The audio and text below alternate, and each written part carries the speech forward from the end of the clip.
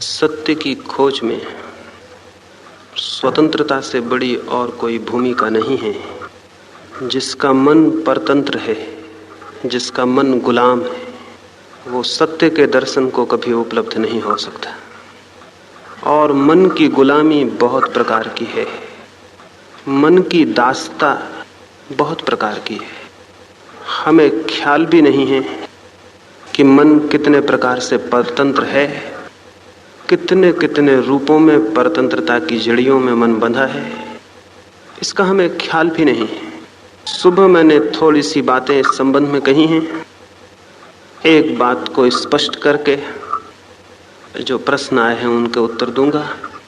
सबसे पहले तो ये समझ लेना जरूरी है कि मन की गुलामी क्या है। हो सकता है, और ऐसा बताया गया है हजारों वर्षों से, जिस बात को मैं मन की गुलामी कहता हूं उसी बात को बहुत से लोग ज्ञान समझते रहे हैं और बताते रहे हैं। तो जब मैं कहता हूं ज्ञान को छोड़ दें, तो बहुत से प्रश्न आए हैं कि ज्ञान को छोड़ देंगे तब क्या होगा? तब तो हमारा सहारा छूट जाएगा, तब तो हम भटक जाएंगे, तब तो मार्ग खो जाएगा। असल में जिस ज्ञान को मैं छोड़ने को कह रहा हूं, अगर वो ज्ञान ही होता तो मैं भी उसे छोड़ने को क्यों कहता? वो ज्ञान नहीं है। न केवल वो ज्ञान नहीं है, बल्कि वही परतंत्रता है। और मनुष्य के मन में जिस भांति का प्रचार कर दिया जाए उसी भांति की परतंत्रता पैदा की जा सकती है। सोवियत रूस में 1917 में क्रांति हो जाने के बाद वहां के बच्चों को वो सिखा रहे हैं कि कोई ईश्वर नहीं है, कोई आत्मा नहीं है, कोई परलोक नहीं है। 1917 में उन्होंने ये सिखाना शुरू किया। उस मुल्क में भी भगवान को मानने वाले लोग थे, उस मुल्क में भी मस्जिद थे, मंदिर थे और गिरजे थे, उस मुल्क में भी प्रार्थना होती थी और शास्त्र पढ़े जाते थे। 20 करोड़ के मुल्क में उन्होंने समझाना शुरू किया कि न कोई ईश्वर है, न कोई आत्मा है, न कोई परलोक है, ये सब पाखंड है। उन्होंने समझाया ये सब धर्म जो है अफीम का नशा है। लोग पहले हंसे, लेकिन बच्चों को वो सिखाए चले गए। 20 वर्ष बीतते बीतते 20 करोड़ लोग भी यही दोहराने लगे कि कोई ईश्वर नहीं है, कोई आत्मा नहीं है, परलोक नहीं। आज छोटे से बच्चे से रूस में पूछें तो वो भी हंसेगा। मेरे एक मित्र रूस में थे, उन्होंने एक बच्चे को स्कूल में पूछा ईश्वर है? उस बच्चे ने कहा पहले हुआ करता था जब लोग अज्ञानी थे, अब नहीं है। लेकिन हाँ, कुछ लोग हैं दुनिया में जो अब भी अज्ञान में और अंधकार में हैं, वो मानते हैं कि है। छोटे बच्चे ने ये कहा। 20 करोड़ लोग किस भांति ये कहने लगे कि ईश्वर नहीं है? आप हंसेंगे, कहेंगे उनको गलत शिक्षा दे दी गई इसलिए कहने लगे। लेकिन मैं ये निवेदन करना चाहता हूं, अगर 20-25 वर्ष की शिक्षा से लोग कहने लगते हैं कि ईश्वर नहीं है, तो 2-3 हजार वर्ष की शिक्षा से अगर कहने लगे हों कि ईश्वर है, तो इसमें कोई फर्क है? दोनों बातों में कोई भी फर्क नहीं है। अगर उनकी बात सिखाई हुई है तो हमारी बात भी सिखाई हुई है। अगर उनका जो है वो प्रचार है तो हम जो जानते हैं वो भी प्रचार है।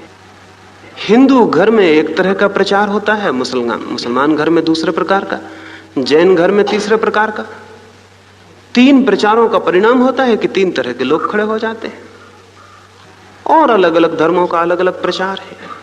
ये जिसको आप ज्ञान समझ रहे हैं, ये ज्ञान है या कि कोई प्रोपेगेंडा है या कि कोई प्रचार है? और अगर आपका ये ज्ञान है तो रूस में जो है वो अज्ञान कैसे हो गया? वो भी तो एक प्रचार है, वो भी तो एक प्रोपेगेंडा है। वहां की हुकूमत समझा रही है लोगों को ईश्वर नहीं है, तो लोग दोहराने लगे कि ईश्वर नहीं है। बच्चे को बचपन से सिखाइए कि ईश्वर नहीं है तो वो दोहराने लगता है ईश्वर नहीं है। सिखाइए ईश्वर है, दोहराने लगता है ईश्वर है। मेरा कहना ये नहीं है कि इसमें कौन सही है कौन गलत है। मेरा कहना यह है जो भी सिखाया जाता है वो सही नहीं हो सकता। सिखाया हुआ और जाने हुए में फर्क है। एक अनाथालय में मैं गया था। वहां के संयोजकों ने मुझसे कहा कि हम इन बच्चों को धर्म की शिक्षा देते हैं। तो मैंने पूछा कि धर्म की शिक्षा कैसे हो सकती है? मेरी समझ में नहीं आया आज तक कि धर्म की शिक्षा कैसे हो सकती है। धर्म की साधना हो सकती है, शिक्षा नहीं हो सकती। धर्म की शिक्षा नहीं हो सकती, धर्म की साधना हो सकती है। मैंने पूछा लेकिन कैसी शिक्षा होती है? विज्ञान की शिक्षा हो सकती है, धर्म की शिक्षा नहीं हो सकती। पूछा है इसमें प्रश्न। विज्ञान की शिक्षा इसलिए हो सकती है, साइंस की शिक्षा हो सकती है, क्योंकि साइंस का संबंध बाहर से है। धर्म की कोई शिक्षा नहीं हो सकती, धर्म का संबंध भीतर से है। साइंस सिखाई जा सकती है क्योंकि साइंस ज्ञान नहीं है, साइंस इंफॉर्मेशन है, सूचना है। बाहर के संबंध में कुछ बातें सिखाई जा सकती, बाहर के संबंध में बाहर से सिखाया जा सकता है, भीतर के संबंध में बाहर से कैसे सिखाया जा सकता है? तो विज्ञान की शिक्षा हो सकती है, धर्म की कोई शिक्षा नहीं हो सकती। हाँ, हिंदू की शिक्षा हो सकती है, मुसलमान की शिक्षा हो सकती है, जैन की, ईसाई की शिक्षा हो सकती है, क्योंकि ये धर्म नहीं है। इनकी शिक्षा हो सकती है, बाइबल की शिक्षा हो सकती है, गीता की और कुरान की शिक्षा हो सकती है। धर्म की कोई शिक्षा नहीं हो सकती। अगर धर्म की शिक्षा हो सकती तो हमने दुनिया को धार्मिक कभी का बना लिया होता। हमने स्कूल खोल दिए होते, विद्यालय खोल दिए होते, दुनिया धार्मिक हो गई होती। जीवन में जो भी गहरा है उसकी कोई शिक्षा नहीं होती। प्रेम की कोई शिक्षा हो सकती? कोई स्कूल हो सकता है जहां हम प्रेम करना सिखा दें लोगों को? और अगर ऐसा कोई स्कूल हो जहां हम प्रेम करना सिखा दें तो आप पक्का मान लेना उस स्कूल से सीखे हुए बच्चे फिर कभी प्रेम ना कर सकेंगे, क्योंकि वो बच्चे एक्टिंग करना सीख जाएंगे, प्रेम की वो अभिनय करना सीख जाएंगे, वो सब भांति सीख जाएंगे कैसे प्रेम किया जाए। और जो सब भांति सीख जाता है कैसे प्रेम किया जाए, उसके जीवन में फिर प्रेम का अंकुर कभी नहीं खिलता, क्योंकि वो अभिनय से तृप्त हो जाता है। वो प्राण उसके कभी प्रेम से नहीं भर पाते। अभिनेता कभी प्रेम नहीं कर पाते, हालांकि दिन रात वो धंधा प्रेम का करने का करते। अभिनेता कभी, एक्टर कभी प्रेम नहीं कर सकता, कर नहीं पाएगा। एक्टिंग इतनी ज्यादा सीख लेगा कि वास्तविक प्रेम के झरने सूख जाएंगे, निकल नहीं पाएंगे। तो प्रेम सिखाया नहीं जा सकता। जब प्रेम नहीं सिखाया जा सकता तो परमात्मा कैसे सिखाया जा सकता है? परमात्मा तो प्रेम से बहुत प्रगाढ़, बहुत गहरा है। धर्म कैसे सिखाया जा सकता है? जीवन में जो भी श्रेष्ठतम है वो सिखाया नहीं जाता। तो मैंने उनसे कहा कि कैसे सिखाते होंगे? उन्होंने कहा कि आप पूछ लें, कोई भी प्रश्न पूछ लें। मैंने उनसे कहा आप ही पूछें, मैं सुनूंगा। उन्होंने बच्चों से पूछा कि ईश्वर है? उन सब बच्चों ने हाथ हिला दिए कि हाँ ईश्वर है। आत्मा है? उन बच्चों ने हाथ उठा दिए, आत्मा है। जैसा वो गणित सीख गए थे वैसे ये बातें भी सिखा दी गई थी। छोटे छोटे बच्चे, उन पर मुझे दया आने लगी। उनसे पूछा आत्मा कहाँ है? उन्होंने सबने हाथ उठा के अपनी छातियों पर रख दिए कि यहां। मैंने एक छोटे से बच्चे से पूछा हृदय कहाँ है? उसने कहा ये तो हमें बताया नहीं गया। आत्मा कहाँ है? तो उसने कहा यहां। मैंने पूछा हृदय कहाँ है? उसने कहा ये तो हमें बताया नहीं गया, ये तो हमारी किताब में नहीं है। इन बच्चों को हमने सिखा दिया ईश्वर है, ये हाथ हिलाने लगे। ये कितनी झूठी बात हमने इनको सिखा दी। इन्हें कुछ भी पता नहीं है ईश्वर के होने का। हमने इन्हें सिखा दिया आत्मा, वो उन्होंने हाथ उठा के बता दिया यहां। ये कितना हाथ झूठा है। इस हाथ को कुछ भी पता नहीं कि यहां क्या है, लेकिन हमने सिखा दिया। अब ये सीख लेगा अच्छी तरह से, जिंदगी भर दोहराता रहेगा यही। इसको ज्ञान कहिएगा? ये ज्ञान है? जब भी जिंदगी में सवाल उठेगा ईश्वर है, इसकी सीखी हुई बात भीतर से बोलेगी हाँ है, और ये जानता नहीं है। और इसको भ्रम पैदा होगा कि मैं जानता हूं। और जब भी कोई पूछेगा आत्मा है, ये कहेगा है। ये वही बच्चा है सिखाया हुआ, बूढ़ा भी हो जाएगा। और जब भी सवाल उठेगा आत्मा कहाँ है, इसका हाथ मशीन की तरह यहां चला जाएगा और कहेगा यहां। ये सब सीखी हुई झूठी बातें। ये हाथ झूठा है, ये हाँ ईश्वर के प्रति झूठी है, ये जानता तो नहीं। इसको धर्म की शिक्षा कहते हैं। इस भांति सीखा हुआ व्यक्ति कभी भी धार्मिक नहीं हो सकेगा, क्योंकि इसके पहले कि इसके भीतर खोज पैदा होती, इंक्वायरी पैदा होती, इसे कुछ उत्तर सिखा दिए गए। इसके पहले कि इसके जीवन में प्रश्न खड़ा होता, इसे उत्तर दे दिया गया। जिनके जीवन में बिना प्रश्न खड़े उत्तर मिल जाते हैं, उनकी खोज बंद हो जाती है। हम सबकी खोज बंद हो गई है। फिर वे उत्तर चाहे किसी के भी हों, चाहे रूस में नास्तिक के उत्तर हों, और चाहे भारत में आस्तिक के, और चाहे मुसलमान के, चाहे हिंदू के, चाहे ईसाई के। असल में जीवन के संबंध में बाहर से दिए गए उत्तर भीतर के प्रश्नों की हत्या बन जाते, और जब भीतर के प्रश्नों की हत्या हो जाती तो खोज बंद हो जाती, आदमी वहीं रुका रह जाता है, जीवन भर वहीं रुका रह जाता है। इसको आप ज्ञान कहते हैं? इसको आप सहारा कहते हैं? ये सहारा नहीं है और ना ये ज्ञान है। इसको मैंने कहा कि इसे छोड़ दें। ये बंधन है, ये गुलामी है, ये प्रोपेगेंडा है, और ये प्रोपेगेंडा के हम सभी पीड़ित हैं और सभी परेशान हैं। सारी दुनिया इससे पीड़ित और परेशान है। धर्म की खोज के लिए बाहर से जो प्रचार है उससे छुटकारा होना चाहिए। तो हमें डर होता है, प्रश्न पूछे, हमें डर होता है कि अगर इसे हम छोड़ देंगे तो सहारा खो जाएगा। ये सहारा है ही नहीं, ये तो बाधा है।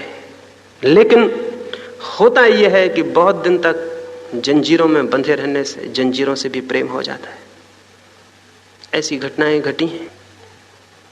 फ्रांस में क्रांति हुई तो वहां के किले में, जहां कि फ्रांस के सभी जघन्य अपराधी बंद किए जाते थे, कोई 2000 कैदी बंद थे। वो सब आजन्म कैदी थे, जीवन भर उन्हें वहां रहना था। बेस्टाइल के किले में वो बंद थे। क्रांतिकारियों ने सोचा, जैसे उनके हाथ में ताकत आई, उन्होंने सोचा कि सबसे पहले वेस्टाइल के किले को तोड़ दें और वहां के कैदियों को मुक्त कर दें। वे गए, उन्होंने दरवाजे तोड़ दिए और उन्होंने कैदियों से कहा, बाहर निकल आओ। उसमें ऐसे कैदी थे जो 60-60 वर्ष से भी बंद थे। 90 वर्ष की उम्र का कैदी था उसमें जो 60 साल से बंद था। अंधेरी कोठरी में हाथ पर मजबूत लोहे की और पैर में जंजीरें थी जो 60 वर्ष से लटकी थी। उन्हीं के साथ सोया था, उन्हीं के साथ उठा था, उन्हीं के साथ बैठा था। जब उसकी जंजीरें तोड़ दी गई और उसे बाहर निकाला गया तो वो बोला कि मुझे बहुत कमी मालूम पड़ती है। बिना जंजीरों के मुझे ऐसा लगता है मेरे शरीर का कुछ हिस्सा छूट गया। 60 साल कैदियों को उन्होंने जबरदस्ती बाहर कर दिया। आपको पता भी नहीं होगा, ख्याल भी नहीं होगा। आधे कैदी शाम होते होते वापस आ गए और उन कैदियों ने कहा, क्षमा करें, हमें बाहर अच्छा नहीं लगता, हम यहीं रह लेंगे, हम यहीं ठीक है। ये अंधेरी कोठियां ठीक है, हम इनमें रहे बहुत दिन, ये हमें प्रीतिकर हो गई हैं और बिना जंजीरों के हम नहीं रह सकते। आज दोपहर हमने सोने की कोशिश की तो हम सो भी नहीं पाए, बिना जंजीरों के अच्छा नहीं लगता है। क्या कहिएगा इनसे? जंजीरें भी साथी हो गई, गुलामी भी साथी हो जाती, उसी को हम सहारा भी समझने लगते हैं। गुलामी में खतरा नहीं है, लेकिन गुलामी को जिसने सहारा समझ लिया उसके लिए खतरा हो गया। गुलामी खतरनाक नहीं है अगर मेरे मन में यह ख्याल हो कि यह गुलामी है और इसे तोड़ देना है, लेकिन अगर गुलामी सहारा मालूम होने लगे तब तो डूब गई बात, क्योंकि अब छूटेगा कौन, मुक्त कौन होगा। तो जिस ज्ञान को मैंने छोड़ने के लिए कहा है, असल में वो ज्ञान नहीं तो ज्ञान को छोड़ने के लिए कौन कहेगा? वो ज्ञान नहीं है। लेकिन पूछा है प्रश्नों में कि अगर हमें कोई ना सिखाएगा तो हम सीखेंगे कैसे? हमारा जीवन सब कुछ हम दूसरों से सीखते हैं। दुकान चलाते हैं, दूसरों से सीखते हैं। डॉक्टरी सीखते हैं, इंजीनियरिंग सीखते हैं, दूसरों से सीखते हैं। जीवन में जो कुछ है हम दूसरों से सीखते हैं। इसलिए ये भ्रम पैदा होता है कि जो भीतर छिपा है उसको भी हमें दूसरों से सीखना पड़ेगा। नहीं, जो भीतर छिपा है उसे किसी दूसरे से सीखना नहीं पड़ता। जो भीतर छिपा है उसे उघाड़ना पड़ता है, सीखना नहीं पड़ता। उसके ढक्कन हटाने पड़ते हैं, उसे खोजने कहीं और नहीं जाना पड़ता। और जो भीतर छिपा है उस पर सबसे बड़े जो पत्थर की तरह ढक्कन हैं वो सिखावन के हैं जो हमने दूसरों से पकड़ ली है। तो मैं ये नहीं कहता कि आप विज्ञान सीखने दूसरों से ना जाएं। विज्ञान तो दूसरों से सीखना ही पड़ेगा, गणित दूसरों से सीखना पड़ेगा, दुकान चलानी है तो दूसरों से सीखना पड़ेगा, रास्ते पर चलना है तो बाएं चलना है, ये भी दूसरों से सीखना पड़ेगा। जो भी संसार का है वो दूसरों से सीखना पड़ेगा, क्योंकि संसार का सब कुछ बाहर है। लेकिन जो भी परमात्मा का है वो किसी से भी नहीं सीखना पड़ेगा, क्योंकि वो सब भीतर है। ये दोनों को जब आप मिला लेते हैं तो मुसीबत खड़ी हो जाती है। बाहर जो कुछ भी है उसे सीखने के लिए गुरु की जरूरत है, भीतर जो है उसके लिए किसी गुरु की कोई भी जरूरत नहीं है। इन दोनों में भेद करना जरूरी है। इन दोनों को एक सा मत समझ लें, ये एक से नहीं है। जो बाहर का है वो बाहर से सीखना पड़ता है, जो भीतर का है वो भीतर से जगाना पड़ता है। लेकिन हमारी हालत, एक कहानी कहूं उससे समझ में आ जाए। एक राबिया नाम की फकीर औरत एक दिन संध्या को अपनी सड़क के सामने अपने घर के झोपड़े के बाहर कुछ ढूंढती हुई देखी गई। बूढ़ी औरत थी, कुछ ढूंढती थी। राह से कुछ लोग निकलते थे, उन्होंने पूछा कि क्या ढूंढते हो, हम भी साथ दे दें। उसने कहा मेरी सुई खो गई है, कपड़ा सीने की सुई खो गई। वे लोग भी झुक गए रास्ते पर और खोजने लगे। छोटी सी सुई थी। तब उनमें से एक ने पूछा कि ठीक ठीक बताओ किस जगह गिरी है, छोटी सुई है, रास्ता बड़ा है, रात उतर रही है, खोजना मुश्किल है, ठीक बताओ किस जगह गिरी है। उस स्त्री ने कहा ये तो न पूछो तो अच्छा, क्योंकि सुई तो मेरे घर के भीतर गिरी है। वे लोग हंसने लगे। उन्होंने कहा तुम बड़ी पागल मालूम पड़ती हो, तुम बहुत पागल हो। सुई अगर भीतर गुमी है तो बाहर कैसे खोज रही हो। उस बूढ़ी स्त्री ने कहा सुई तो भीतर गिरी, लेकिन मैं बहुत गरीब हूं, मेरे घर में कोई दिया नहीं है, कोई रोशनी नहीं है। भीतर सुई गिरी तब सांझ होने के करीब थी, बाहर दहलान में थोड़ी सी रोशनी थी, तो बिना रोशनी के कोई खोज सकता है। तो मैंने सोचा जहां रोशनी है वहां खोजूं, तो मैं बाहर खोजती हुई आ गई। मैंने दहलान में जब तक खोजती थी वहां तो मिली नहीं, तब तक रोशनी और भी सूरज नीचे उतर गया, तो सड़क पर थोड़ी सी रोशनी थी तो मैं सड़क पर आ गई। बिना रोशनी के सुई को कैसे खोजूं, तो जहां रोशनी है वहां खोजी। अब मैं यहां खोज रही हूं और घर में तो रोशनी नहीं है। तो उन लोगों ने कहा तुम बहुत पागल मालूम पड़ती हो, सुई जहां है वहां रोशनी ले जाओ, जहां रोशनी है वहां खोजने से क्या होगा अगर वहां कोई ही नहीं है। उस बूढ़ी स्त्री ने कहा तुम मुझे पागल कहते हो, लेकिन मैं सारी दुनिया को ऐसे ही देखती हूं कि सभी लोग बाहर खोज रहे हैं, जो भीतर गुमा है उसे बाहर खोज रहे हैं। तो मैं तो दुनिया जैसा करती है वैसे ही मैं कर रही हूं। सभी लोग बाहर खोज रहे हैं उसे जो भीतर गुमा है। असल में हमारी आंखें बाहर खुलती हैं, हाथ बाहर फैलते हैं, कान बाहर सुनते हैं, हमारी सभी इंद्रियों के द्वार बाहर खुलते हैं। इसलिए हम बाहर खोजना शुरू कर देते हैं बिना इस बात को जाने हुए कि जिसे हम खोज रहे हैं वो कहाँ है। अगर आप पदार्थ को खोज रहे हो तो खोज ठीक है, वो बाहर है। अगर आप चांद तारों पे जाने की कोशिश कर रहे हो तो ठीक कोशिश है, बाहर खोजना होगा, यान बनाने होंगे और चांद तारों पे जाना होगा। इसलिए विज्ञान की खोज तो ठीक है, क्योंकि जिसे वो खोज रहा है वो बाहर है। लेकिन जब कोई मनुष्य आत्मा को खोजने लगता है बाहर, तो गलती में पड़ जाता है। आत्मा कोई चांद तारा नहीं है जिस पे जाने के लिए हमें कोई यान बनाना पड़े। और आत्मा कोई बाहर की वस्तु नहीं है जिसे समझने को हमें किसी प्रयोगशाला में जाना पड़े। और आत्मा कोई ऐसी बात नहीं है कि जिसे कोई दूसरा इशारा कर सके। आत्मा कुछ है जो मेरा स्वरूप है, जो मैं हूं। इसलिए यदि मैं परिपूर्ण रूप से शांत होकर भीतर देख सकूं तो उसे पा लिया जाएगा। यदि मैं परिपूर्ण मौन होकर भीतर ठहर सकूं तो उसे खोज लूंगा। इसलिए सवाल ये नहीं है कि कोई मुझे वहां ले जाए, सवाल केवल इतना है कि क्या मैं भीतर शांत होकर देखने में समर्थ हूं।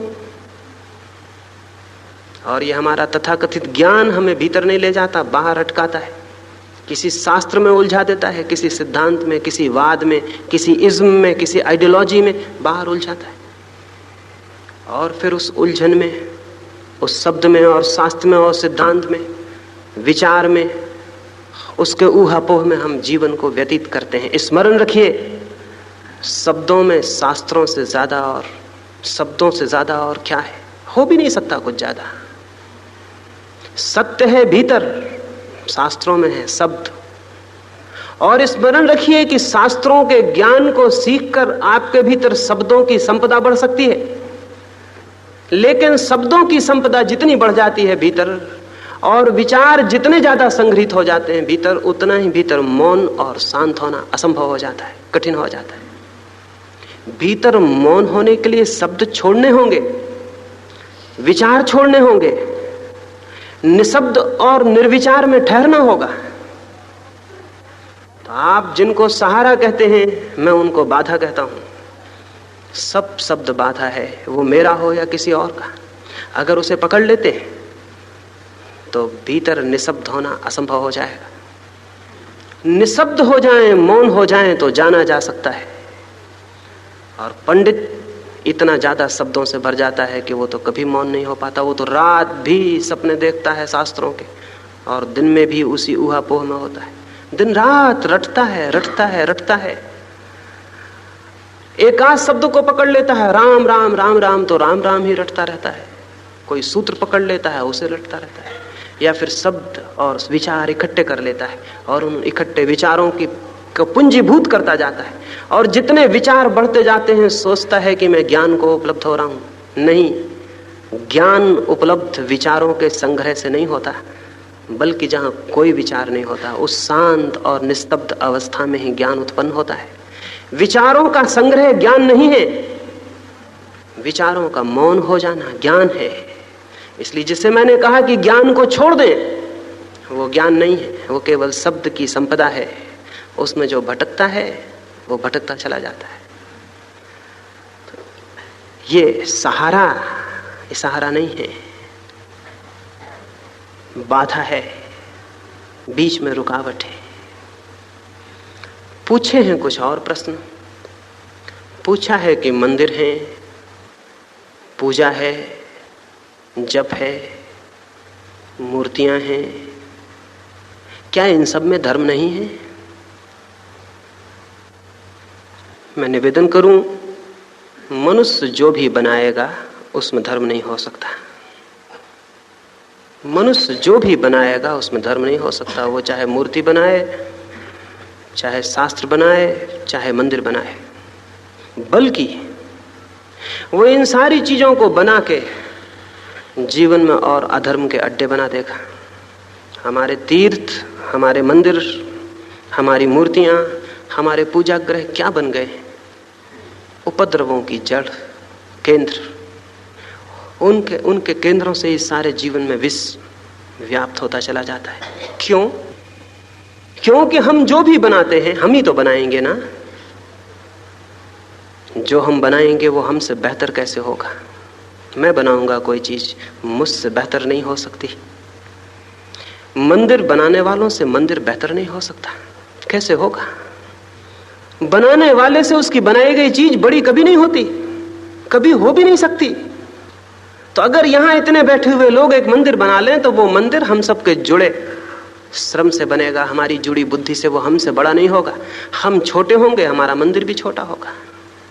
हम ओछे होंगे, हमारा मंदिर भी ओछा होगा। और हम जो भगवान की मूर्ति बनाएंगे, हम ही तो बनाएंगे ना। वो मूर्ति हमसे बेहतर नहीं हो सकती, हमसे बदतर होगी।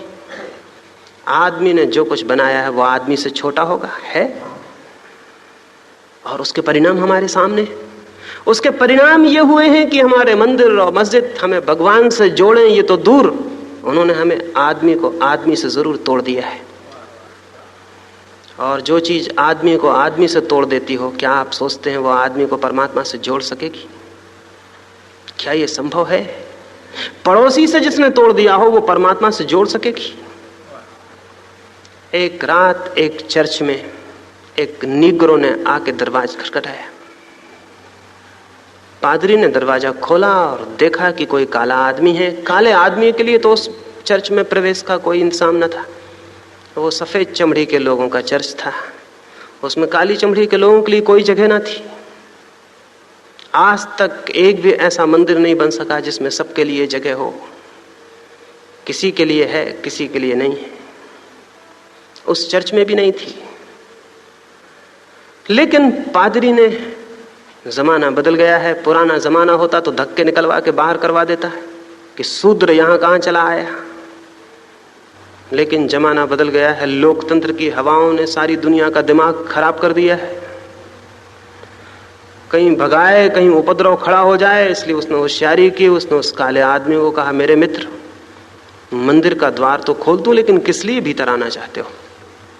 उस आदमी ने कहा, इसलिए ताकि मैं परमात्मा को पा सकूं। तो उस पादरी ने कहा, इसके पहले कि तुम परमात्मा को पाने की कोशिश करो, जाओ अपने मन को शुद्ध करो, चित्त को निर्मल बनाओ, मन से विकार दूर करो, तब आना। ऐसे कहीं भगवान मुफ्त में मिलता है? वो नीग्रो वापस लौट गया, सीधा आदमी होगा। अगर सीधा ना होता तो चर्च में जाता ही क्यों? अगर सीधा ना होता तो परमात्मा का खोज ही उसके मन में क्यों पैदा होती? सीधा था, बोला भाला होगा, इसकी बात मान लिया और वापस लौट गया। महीने 2 महीने बीत गए। वो पादरी सोचता था शायद फिर कभी आए, लेकिन नहीं आया। काम कर गई, ना होगा चित्त शुद्ध, ना आएगा वापस। लेकिन एक दिन रास्ते पर उसे देखा तो वो बड़ा शांत चला जा रहा था। उसकी आंखों में भी बड़ी शांति मालूम पड़ती थी, उसके चेहरे पर भी बड़ा प्रकाश दिखता था। तो उस पादरी ने उसे रोका और कहा कि सुनो, आए नहीं दोबारा? उसने कहा, मैं तो आता, लेकिन एक बाधा आ गई। क्या बाधा आ गई? उसने कहा कि मैं निरंतर प्रार्थना में, शांति में, मौन में रहने लगा ताकि चित्त शुद्ध हो जाए। अपने विकारों को विसर्जित करने लगा। कोई 2 महीने बीतने पर एक रात मुझे सपने में भगवान ने दर्शन दिए और उन्होंने मुझसे पूछा कि इतनी तपश्चर्या, इतनी साधना किस लिए कर रहा है? तो मैंने कहा कि वो जो चर्च है हमारे गांव में, मैं उसमें प्रवेश करना चाहता हूं ताकि आपके दर्शन कर सकूं। तो भगवान ने मुझसे कहा, तू बिल्कुल पागल है, ये काम छोड़ दे, ये काम बिल्कुल असंभव है। मैं खुद 10 साल से कोशिश कर रहा हूं, वो पादरी मुझे चर्च में घुसने नहीं देता। तो 10 साल से मैं खुद कोशिश कर करके हार गया हूं। तू गरीब नीग्रो, तुझे कौन घुसने देगा? मुझे भी वो घुसने नहीं देता है, बाहर से लौटा देता है कि हटो, यहां तुम्हारे लिए कोई जगह नहीं है। ये उस सपने में भगवान ने उस नीग्रो को कहा। भगवान ने अतिशयोक्ति नहीं की। शायद डर के कारण 10 वर्ष कहे कहीं नीग्रो घबरा ना जाए, लेकिन मुझसे भी मेरे सपने में उस भगवान ने कहा कि 10 वर्ष नहीं, मैं 10,000 साल से कोशिश कर रहा हूं। और उस चर्च में नहीं, किसी चर्च में और किसी मंदिर में मुझे आज तक नहीं घुसने दिया गया, क्योंकि पादरी पुरोहित दरवाजे पर रोक देते हैं, अंदर मत आना। आज तक किसी मंदिर में भगवान प्रवेश नहीं पा सका है, नहीं पा सकेगा, क्योंकि भगवान है बड़ा और मंदिर है छोटे। भगवान है विराट और मंदिर है सीमित। और भगवान की कोई सीमा नहीं और मंदिरों में बड़ी सख्त दीवारें हैं, दरवाजे लोहे के हैं, बाहर संतरी खड़ा हुआ है, घुसना बहुत मुश्किल है। मंदिर हैं आदमी के बनाए हुए। आदमी खुद बहुत छोटा है, उसके मंदिर उससे भी ज्यादा छोटे हैं। लेकिन हम सस्ते धर्म के प्रेमी हैं, सुबह उठ के मंदिर हो आते हैं और सोचते हैं कि चलो धर्म हो गया। एक आदमी सुबह से उठ के मंदिर हो आता है और धार्मिक होने का मजा ले लेता है। धार्मिक होना इतनी आसान बात नहीं है, इतनी सस्ती और इतनी बाजारू बात नहीं है कि आप एक मकान से दूसरे मकान में चले गए और धार्मिक हो गए। और स्मरण रखिए, अगर बात इतनी आसान होती कि एक मकान में जाने से अगर कोई आदमी धार्मिक हो जाता तो हम ऐसे बड़े बड़े मकान बनाते और लोगों को रोज सुबह शाम उनमें से जबरदस्ती निकलवा देते। लेकिन ये नहीं हो सका, ये हो नहीं सकता। आप अपने घर में बैठे हुए जैसे आदमी हैं, मंदिर में जाके आप दूसरे आदमी नहीं हो सकते, आप वही आदमी होंगे। मंदिर की सीढ़ियों पर चढ़ते वक्त आप जैसे आदमी हैं, मंदिर में पहुंच के दूसरे आदमी कैसे हो जाएंगे? आप वही आदमी होंगे। गंगा बहती है हिमालय से समुद्र तक, तो कोई सोचता हो कि सिर्फ प्रयाग पर आके पवित्र हो जाती है, उसके पहले पवित्र नहीं रहती और पीछे फिर पवित्र नहीं रहती, तो वो पागल है। अविच्छिन्न धारा है, कंटिन्यूअस धारा है। जीवन की और चित्त की भी अविच्छिन्न धारा है। आपके मंदिर में जाने से आप धार्मिक नहीं हो जाते। आप अगर धार्मिक हो तो जहां आप हैं वहां मंदिर जरूर हो सकता है, लेकिन आप किसी मंदिर में जाके धार्मिक नहीं हो सकते। आप अगर धार्मिक हो तो जहां आप बैठ जाएं वो जगह जरूर मंदिर हो जाती, लेकिन कोई जगह मंदिर नहीं है जहां आप चले जाएं और धार्मिक हो जाएं। चेतना का परिवर्तन व्यक्ति को धार्मिक बनाता है, मकानों में आना जाना नहीं। और जिन मूर्तियों के सामने आप हाथ जोड़ के खड़े हैं, बहुत बच्चों जैसा काम कर रहे हैं, वे मूर्तियां आपकी अपनी बनाई हुई हैं और उनको आप भगवान कह रहे हैं।